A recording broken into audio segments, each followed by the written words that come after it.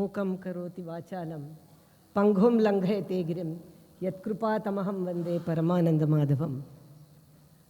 Offering my most loving pranams at the divine lotus feet of our beloved Swami, who is always present here and in every one of our hearts.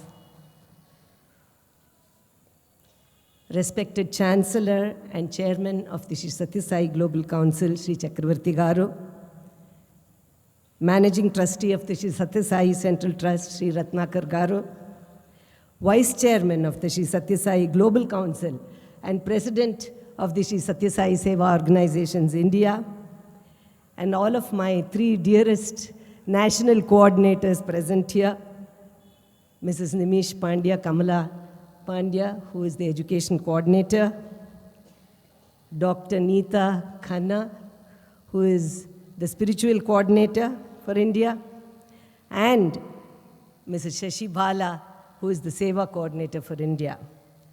And Sai Ram to all of you, sisters and brothers who are present in this most auspicious and sacred space and are giving me the opportunity to speak of His glory in His presence. I thank you all for giving me this opportunity, the organizers. Since yesterday, we have been talking about all the various wonderful innate qualities of a woman and how Swami, in fact, yesterday, Brother Ratnakar very beautifully said, the one woman in 150 countries worshipped on the same day is Mother Ishwaramma. Swami created Ishwaramma Day. To the mother who gave us this beautiful form that we all come with so much love to see. He has created another day for the ladies here in Prashanthi Nilayam and all over the world, where we celebrate the innate beautiful qualities that are within a woman. So it is indeed my really an honor to be present here with all of you to speak a few of my own personal experiences of this Divine Mother's love in this lovely place. There are two aspects of Swami that has touched me in my life. The divine motherly aspect. I had my own wonderful mother, as she said, who served as the state coordinator for Balavikas in the state of Karnataka for 25 years under Swami's guidance. She will be present in spirit today when all these wonderful ladies who have served Swami have been honored. But Swami has played the role of a spiritual but very, very loving mother in my life as well. And that aspect today, I would like to share with you two of them. One, that of a mother. The second one, that of a guru. I am a teacher by profession. I was a Balavikas guru at Swami's command at a very young age of 15. When Swami made my mother the coordinator, he asked me to start doing Balavikas classes in Bangalore, which she had started. So the guru aspect of Swami also touches my heart. So these two incidents, I hope I will be able to share with you today. Swami had got me married in Vrindavan, and it was going to be my 25th wedding anniversary. I had come in June to Prashanthi Nilayam by myself, as I knew that my husband and I would not be able to come in December when he had married us. And I came, and Swami, with his infinite grace, called me in for an interview. In the interview, I told him, Swami, it has been 25 years since I started my journey with my husband towards you. Please bless us. We will not be able to come in December. Swami said, Parvaledle, it's all right. You go to Ganesha temple in New York, Swami said. I said, all right, Swami, I will do that. And very lovingly, he materialized some vibhuti for me, put it in my hand. And in this very room, which brings back so many memories, he took a piece of paper from that windowsill, took my hand, and made me put all the vibhuti back into the paper. Normally he says, eat it, eat it. But that day he held my wrist and made me put all the vibhuti into that little piece of paper, folded it very lovingly. America tisko po, he said, take it to America. I, of course, in my non-wisdom thought that he was giving it for my husband who was not there, since I had mentioned that it was our 25th wedding anniversary. So I very carefully kept it, took it from the interview room to my room, put it in my purse, and put the zipper very carefully. And in those days, we had to go to the STD booth, made a call to the US, told my husband that Swami had given me an interview, and he had given him Vibhuti to bring back.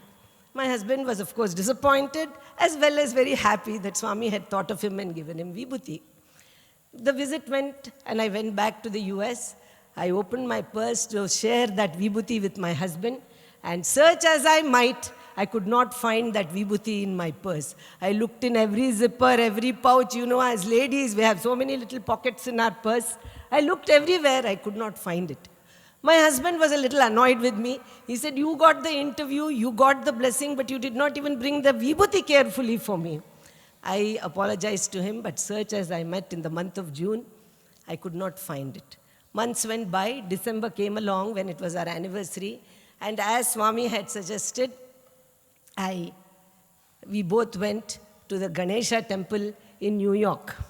After having had darshan and finishing all the pujas there, the prayers there, we had bought some tickets for a musical program in New York for a Broadway show. So both of us went there, and we were watching this beautiful program, and during the intermission, I went to the ladies' room, to the washroom. And there was a Hispanic lady who was cleaning the bathroom. She kept staring at me, and I assumed that she was staring at me because I was in Indian clothes, since I had gone from the temple.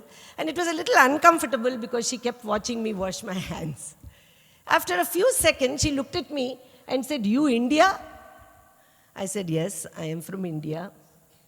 Again, she was silent for a few seconds, and I was beginning to feel a little uncomfortable. I wanted to leave the washroom when she said, "You know a man called Sai Baba?" Immediately, my ears perked up. I said, "Yes, I do. How do you know him?" She said, "I don't know him," she said. "Man with curly hair and orange dress?" she asked me. I said, "Yes." She said, "His name Sai Baba?" I said, "Yes." And I said again, "Why do you know him and why do you ask?" She said, "I don't know no Sai Baba. But I have an 8-year-old daughter. Her kidneys have failed and she is in the hospital." So I, being the immediately judgmental person that I am, said, "Oh, she's in the hospital and you are here?" She said, "I have to work. If I don't work, I cannot pay the hospital bills. I have no medical insurance. She's not going to live for very long. I am a Catholic. I worship my Lord Jesus, and I have been praying to him for 3 months. And he has not helped me at all," she said. "I have been praying to him. He has not helped me. But 4 days ago, this man with a curly hair come in my dream," she said. "He say, 'Woman from India come to your place of work.' She got Vibhuti, but she did not know how to say Vibhuti. She said she has booty. She has booty." I say, "Who are you?" He said, "I, Sai Baba. Woman bring booty. You take it from her, your child will be well." So I did not believe this strange dream of some strange Indian man who looked even stranger the way he looked. I got up. Second day, the same dream. "I, Sai Baba, India woman come, take booty." I said, "Did he say Vibhuti?" He said, "Yes, yes, that word." I said, "What Vibhuti?" He said, "White powder medicine." So, second day, the same dream. Third day, the same dream.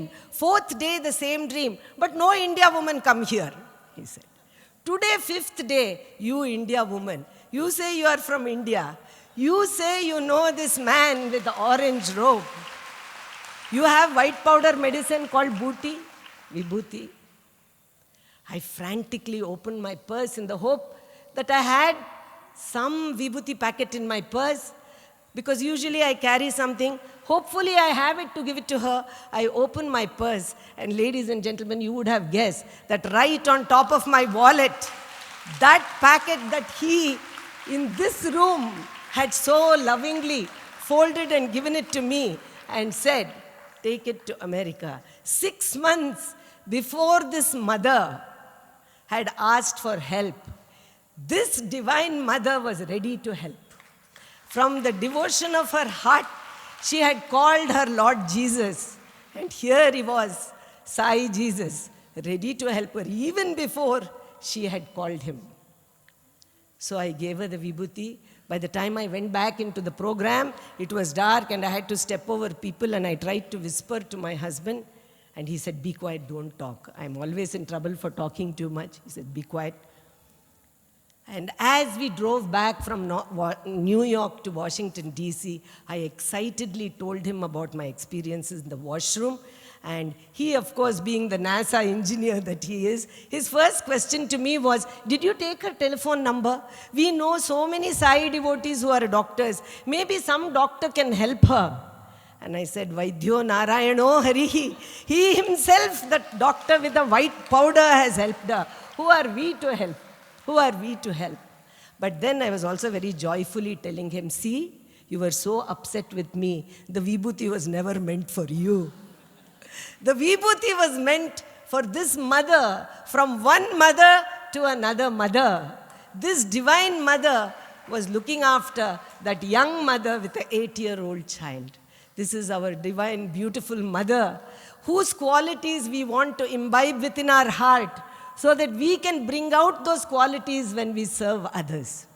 So this program finished. I came back the following year in June, as usual, being a teacher, June being the month of vacation, summer holidays for us. I came. Swami, with his divine grace, invited me and my family into this room again.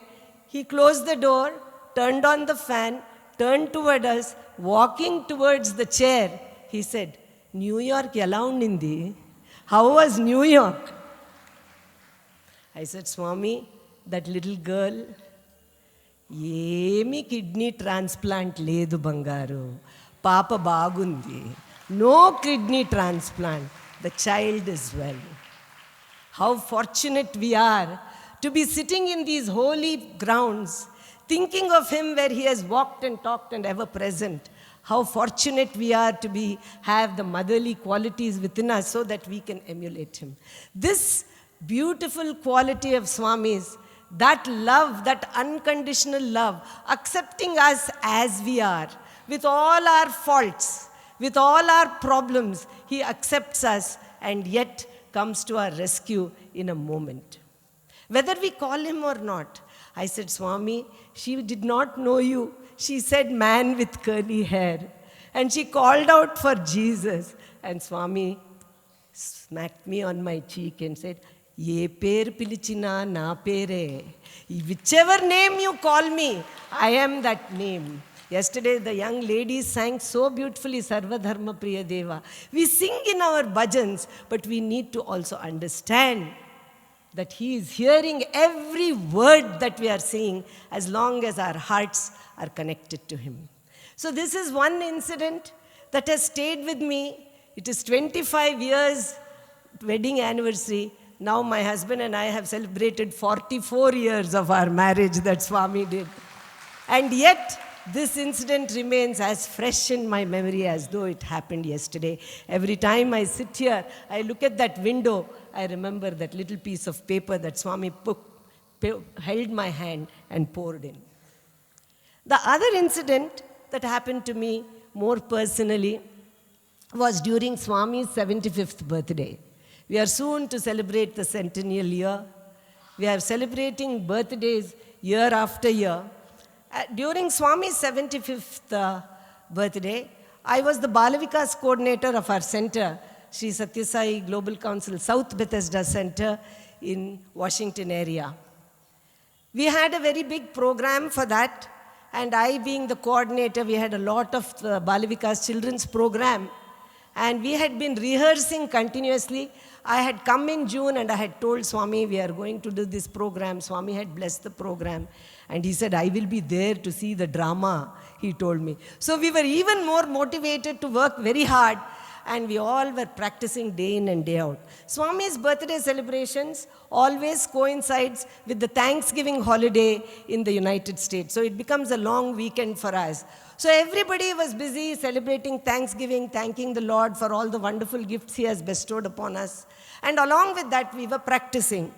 The day before Swami's birthday on the 22nd, I finished the rehearsals. It was late in the evening, around 6 o'clock in the evening, and I was driving back home, and I stopped at the bank to withdraw some money for my own personal prayers early in the morning for Swami's birthday. The program was in the afternoon.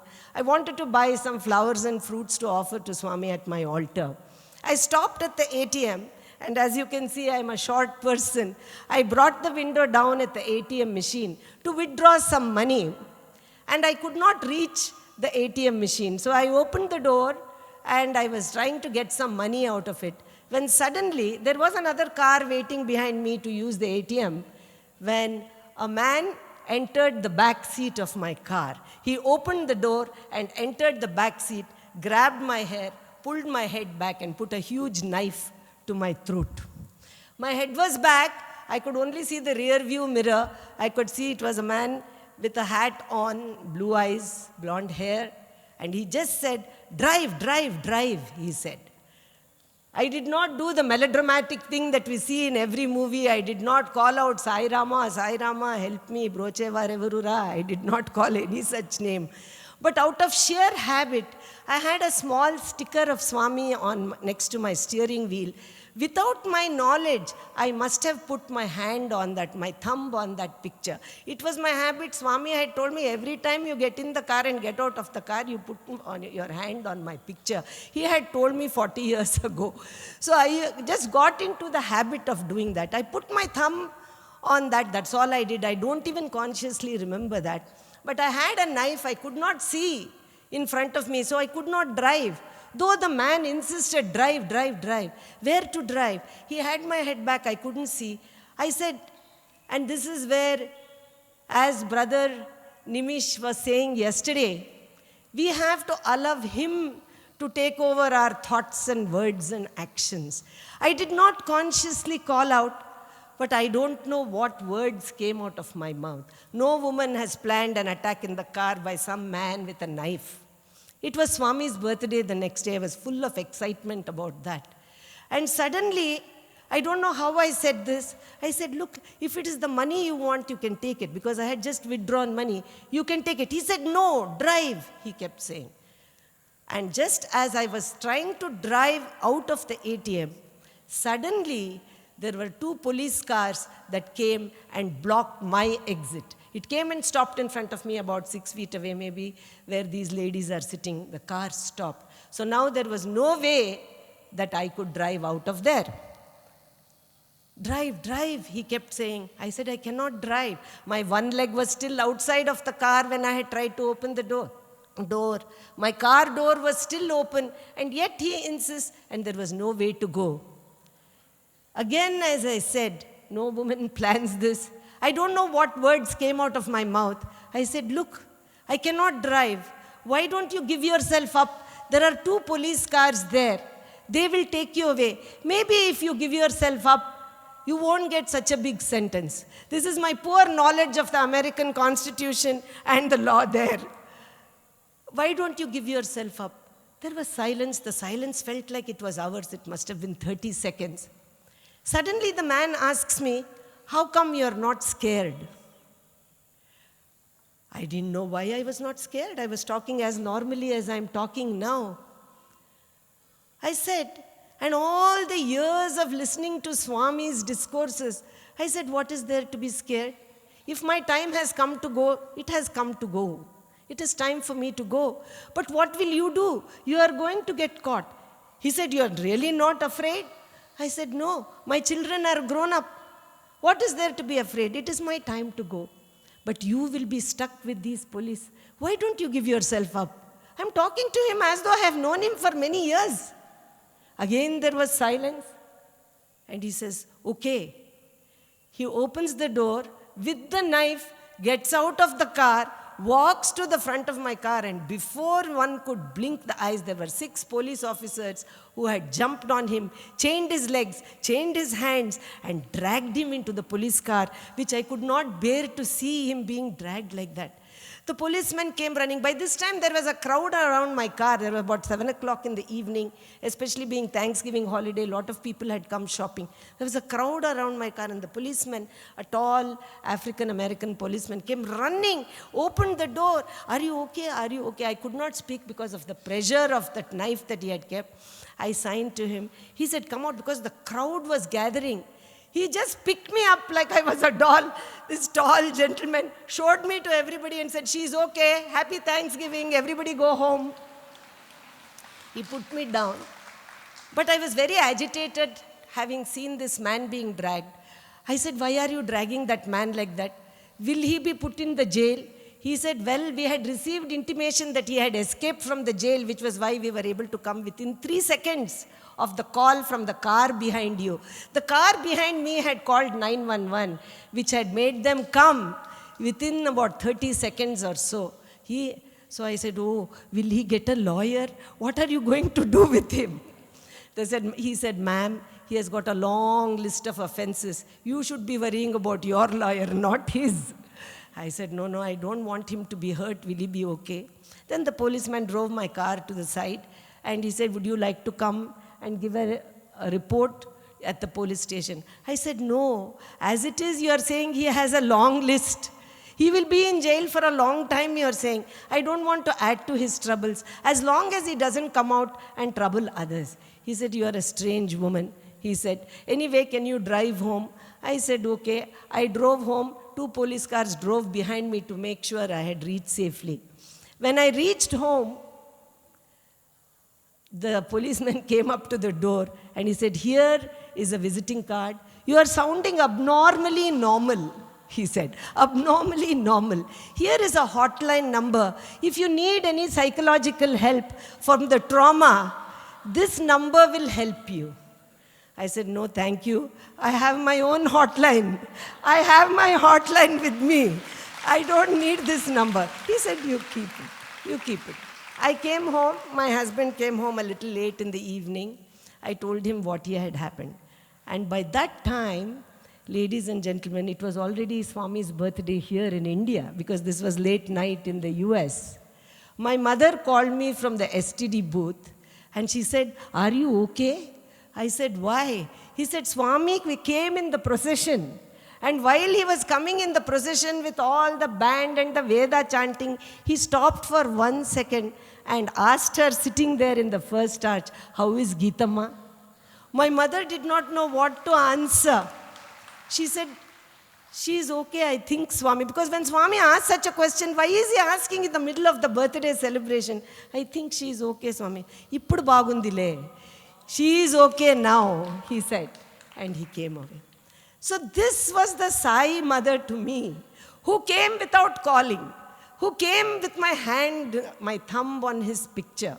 And the birthday celebrations went on. Following year again, I came in June. And as I came here in June, as soon as he walked in, he said, Abbabba, 3 ways help chesnano. I helped you in 3 ways, he said. I said, what is the 3 ways, Swami? Policeman came in 30 seconds. You spoke the right words. I am also in that thief. I listened to your words in his heart. And he got out of the car. In 3 ways, I helped you. He said, yes, Swami, but I'm mortified that I never called out your name, Swami. I never called out after all these years at your lotus feet. I did not think of calling your name. He said, Petnao kadachi. He said, you put your hand in my hand. You put your hand in my hand. That's all you needed to do. That's all you needed to do. Years of habit of putting my hand on that picture, that was all that was needed. He said, so bit by bit becomes a habit. He said, every day is namasmarana. Every day is sadhana. This is a sadhana shibir for ladies. Every day that we do sadhana by doing his namasmarana, doing his seva and improving ourselves, he blossoms within our heart so that he can come within us to say the right words, to sing the right songs, to do the right actions, so that we can all become little lamps in this divine mission of Swami's. Small little lamps. We may not do much, but we can become little lamps lighting other lamps. So these two experiences have stayed with me, forever imprinting upon me this Divine Mother, whether we call him or not, if we do even a little bit of his work, whether it is seva, whether it is as a Balavikas Guru, or whether as these ladies here today who were honored, who have given their life in service to him, he will come to our aid. I cannot stop without thanking Swami again for giving me this beautiful opportunity to speak of him in his divine presence.